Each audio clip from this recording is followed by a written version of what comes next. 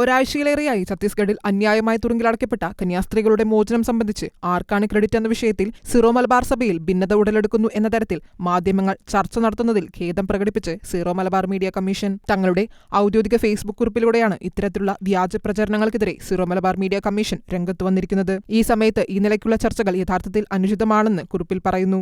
Syro Malabar സഭയുടെ major archbishop Mar Raphael Thattil പിതാവ് സിസ്റ്റേഴ്സിന്റെ മോചനം സാധ്യമാക്കുന്നതിന് സഹായിച്ച എല്ലാവർക്കും, പ്രത്യേകിച്ച് കേന്ദ്ര സംസ്ഥാന സർക്കാരിനും കക്ഷി രാഷ്ട്രീയ ഭേദമന്യേ ഈ വിഷയത്തിൽ ഇടപെട്ട ജനപ്രതിനിധികൾക്കും രാഷ്ട്രീയ നേതാക്കൾക്കും മാധ്യമപ്രവർത്തകർക്കും ഭാരതത്തിലെ മതേതര സമൂഹത്തിനും ആത്മാർത്ഥമായ നന്ദി പ്രകാശിപ്പിക്കുകയും സിസ്റ്റേഴ്സിന് നീതി ഉറപ്പാകുന്നതുവരെ സഭ ഈ വിഷയത്തിൽ നിന്ന് പിൻവാങ്ങുകയില്ല എന്ന് പത്രക്കുറിപ്പിലൂടെ വ്യക്തമാക്കുകയും ചെയ്തിട്ടുള്ളതാണ്. കൂടാതെ സഭയുടെ PR മാധ്യമങ്ങളിൽ കൃത്യമായ സഭയുടെ നിലപാട് വ്യക്തമാക്കിയിട്ടുമുണ്ട്. കാര്യങ്ങൾ ഇത്രമേൽ വ്യക്തമാക്കിയിട്ടും സഭയ്ക്കുള്ളിൽ ഇക്കാര്യത്തിൽ ഭിന്നസ്വരമാണെന്ന് വരുത്തി തീർക്കാൻ നടത്തുന്ന ശ്രമങ്ങൾ സഭാവിശ്വാസികളെ തെറ്റിദ്ധരിപ്പിക്കുന്നതിനാണെന്ന് നാം മനസ്സിലാക്കണമെന്നും കുറിപ്പിൽ ആഹ്വാനം ചെയ്യുന്നു.